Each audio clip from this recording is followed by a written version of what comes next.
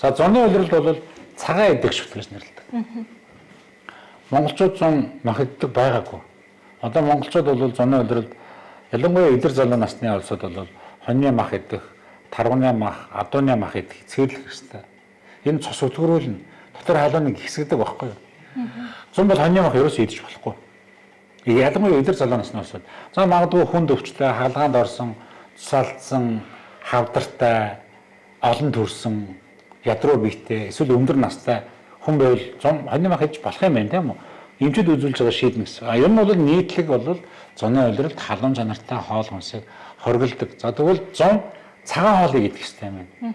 Зун махыг багасгаад 6-7-8 сард дан цагаан хоол идэж чадвал монголчуудын дунд цусны өтгөрөл маш сайн буурна. Цуснд холестериныг буулгахын тулд өндөр хүн болгон ярьж байна те.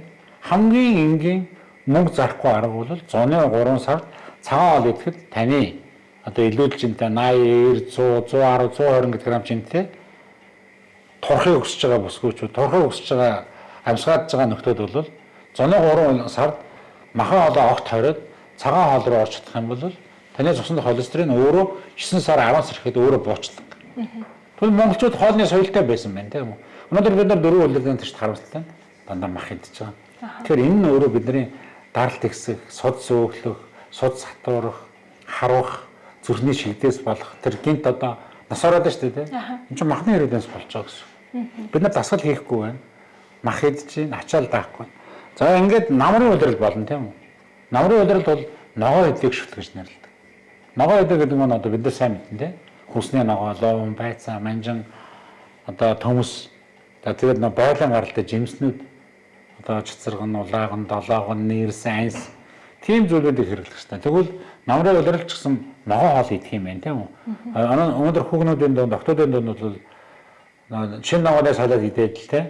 Банан идээд тэгэл одоо